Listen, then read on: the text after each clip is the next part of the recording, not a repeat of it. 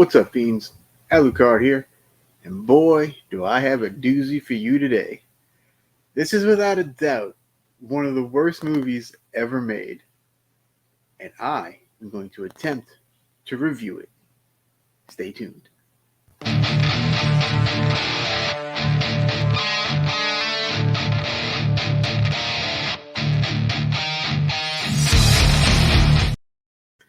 Now, the worst movie of all time moniker gets thrown around more than Tommy Wiseau's Football, but this one is special. Today, we are diving into 1992's horror film Axum from producer, writer, director, lead actor Michael Mifune.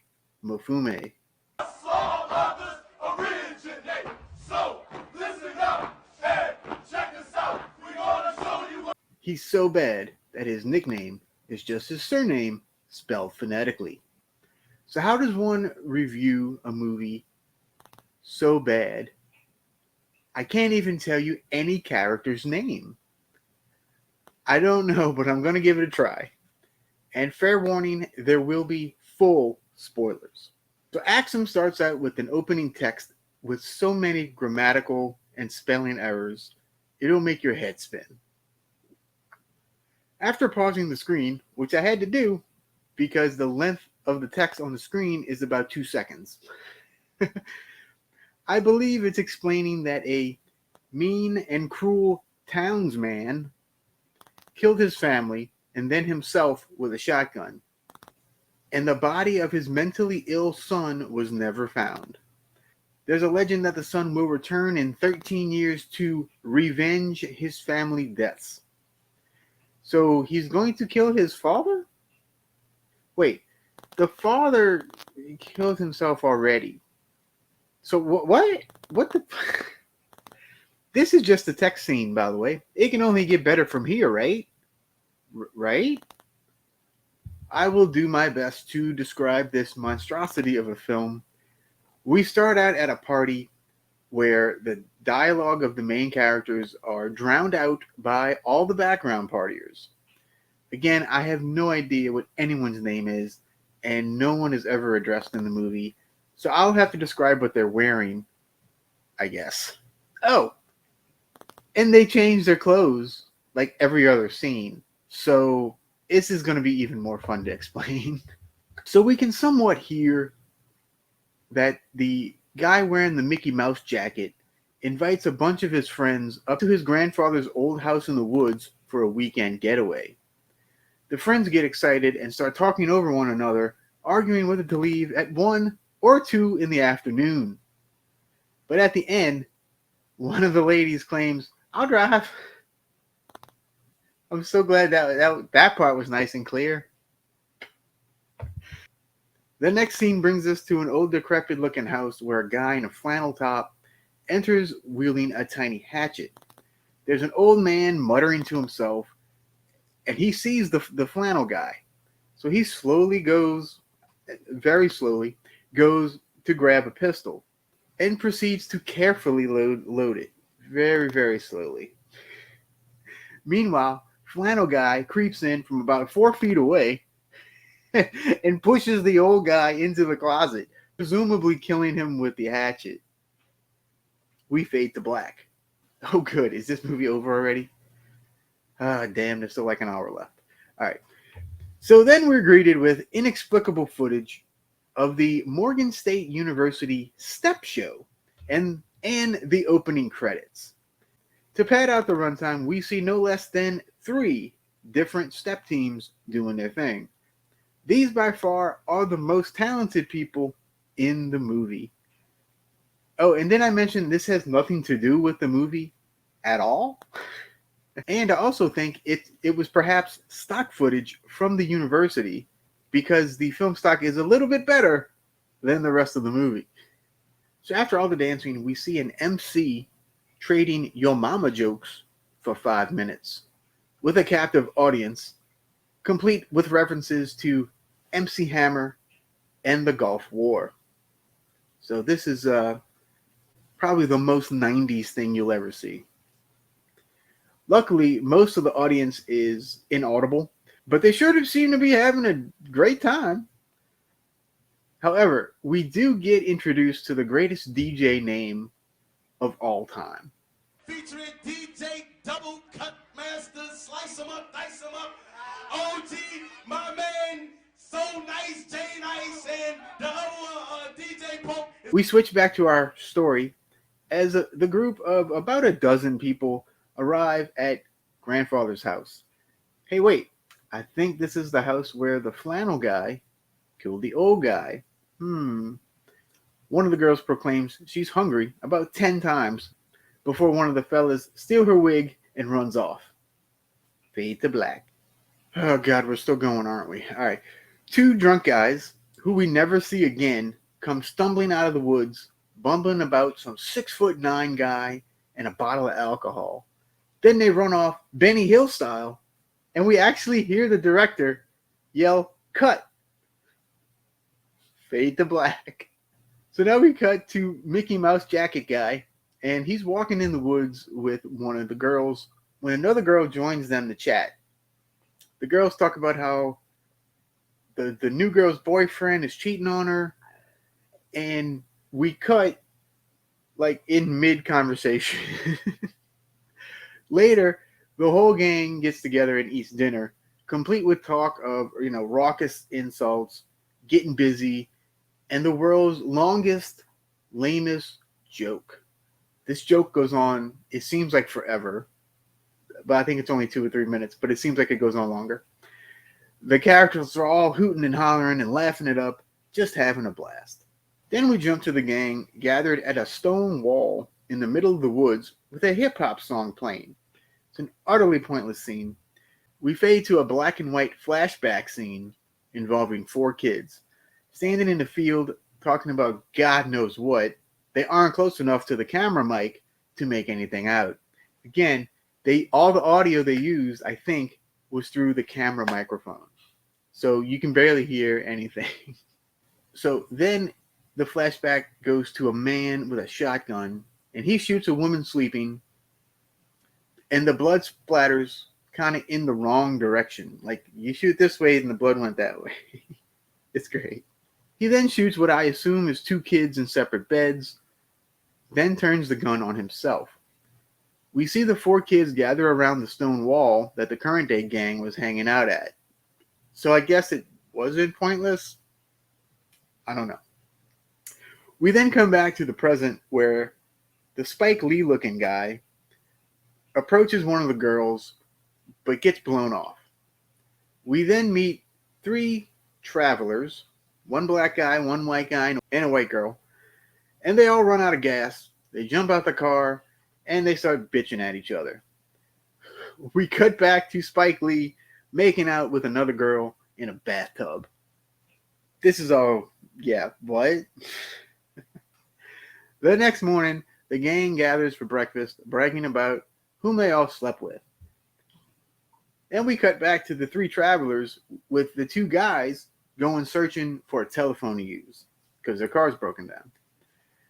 They find a house that we've never seen before, and they just let themselves in. Why do movies do this? I'll never understand. People don't do this. Anyway, the white guy then hears a noise and goes to investigate, while the black guy hightails it out of there. Then our flannel-loving killer then lightly smacks the white guy with a telephone, potentially killing him, we assume. But it's like, it's almost in slow motion. It's hilarious. So I guess he actually did find the phone he was looking for. The black guy runs back to the car and tells the white girl they gotta go. But she stays, so the guy runs down the road back towards the house. What? Okay.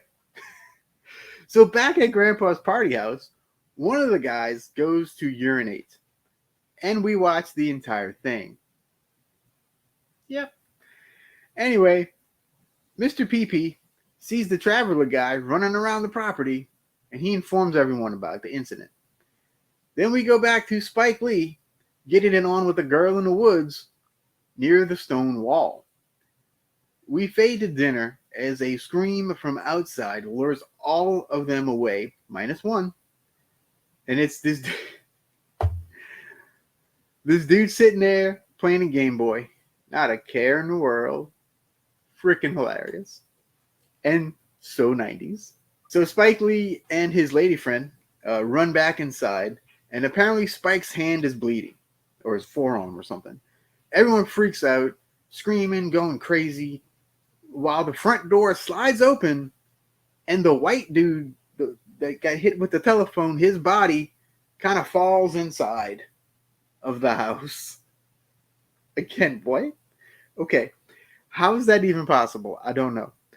So everyone screams and rushes outside to find the flannel killer tinkering under the hood of a car. Now, Spike Lee's reaction is so good, it plays twice.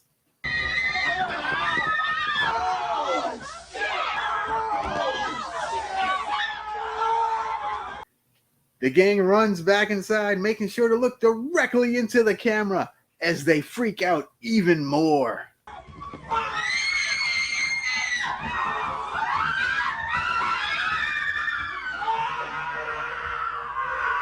One of the guys is dressed in all white, and he works up the nerve to go back outside. He tries to scare off the killer by dancing and hopping around like he's on a pogo stick, like this, the whole time. He's bouncing every time you see him now. The killer holds up a machete, and the dancing guy runs back inside. The gang tries to come up with a plan to escape, but the killer just barges in and scares them all off into the woods. And they all split off into different groups. So the injured Spike is left alone, so the killer scares him from behind. Now, this produces one of the funniest moments in the movie. Oh, now you worried about me getting my wish.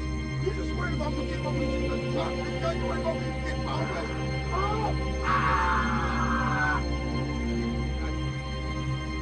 Spike is now laying on the ground, and the killer grabs a random pistol near Spike's feet.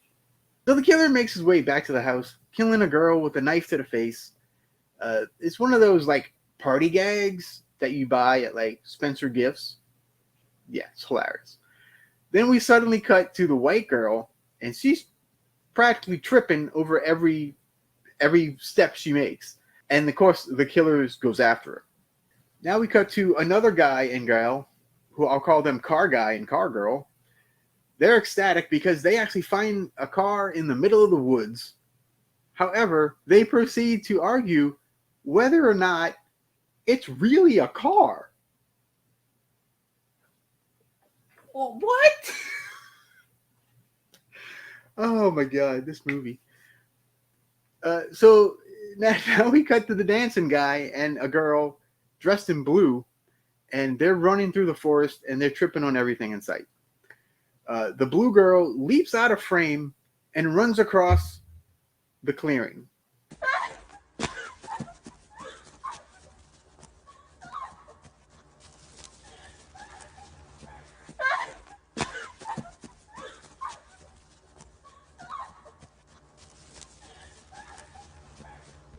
I didn't edit that, by the way. How did this not win Best Editing at the Oscars? I'll never know. So the dancing guy returns to the house with his fingers pretending to be a gun.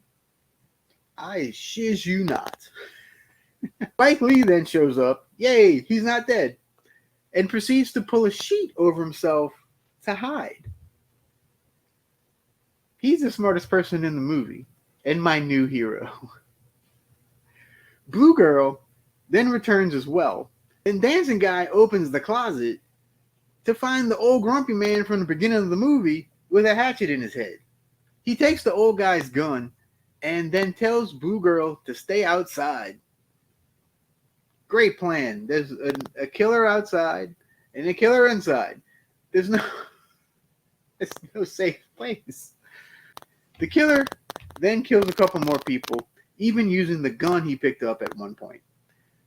Okay, movie. You need to decide what you want the killer to use. Sharp objects or guns. You don't get both. That's not how this works. I digress.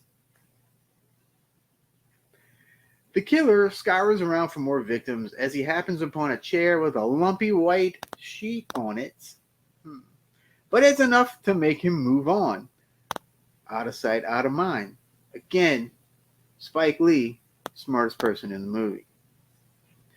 The killer then turns his attention to the blue girl, who runs into Spike, who tries to calm her down. Again, there is a killer on the loose.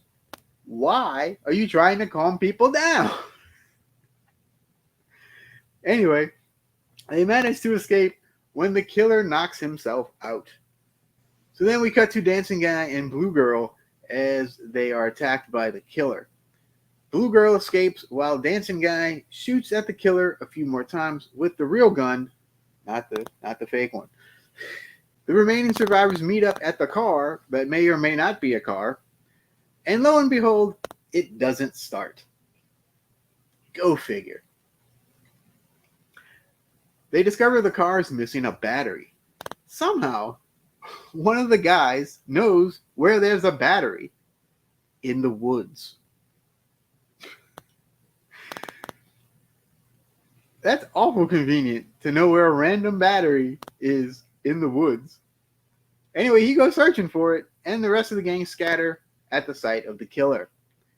The battery guy starts muttering to himself and suddenly develops a Jamaican accent where he didn't have that before at all. Where the crap did that come from? So Dancing Guy gets fancy as he runs away and does this like stripper swing thing on a tree and accidentally kicks Spike Lee in the back. Anyway, they finally get back to the house where one of the girls grabs a pitchfork and immediately stabs the first person she sees, which happens to be Dancing Guy. Luckily, he just gets knocked down. Thank goodness. Meanwhile, the battery guy actually finds the car battery in the middle of the freaking woods. What?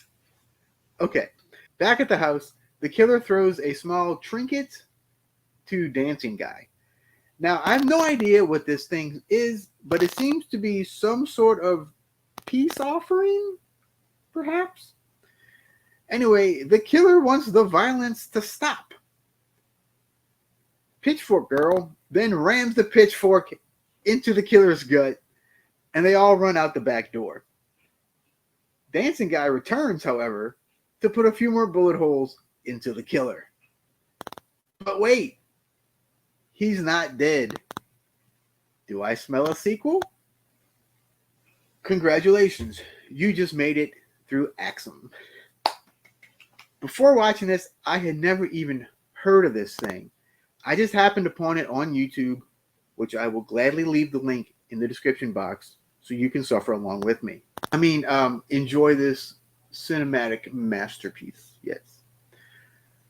Come to find out, this actually got a proper DVD release in 2002 from York Entertainment. This is just absolutely baffling to me. But despite all its flaws, this movie is absolutely hilarious. If I ever see this at a reasonable price, you bet your sweet bippy I'm getting it. So let's talk a little bit about this. The dialogue is all loud and obnoxious. Half the time you don't hear what the hell's going on. The performances are abysmal, minus Spike Lee and the Dancing Guy. Fun fact, director Michael Mifume's father, Kwesi Mifume, is a two-time member of the U.S. House of Representatives from Maryland's 7th District, and he's also the former president and CEO of the NAACP. So maybe that's how this movie got done. It's really tough to rate such a magnificent piece of art like this. If you go by technical prowess, it gets like a -4. But when you add the entertainment value, it bumps it up to a whole bat. And I mean that in the best way. This movie should be a rite of passage for bad movie fans.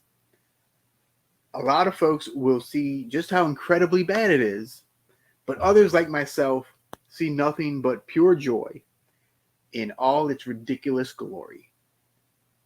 Should we do a watch along? Until next time, adios, Bella Lugosi.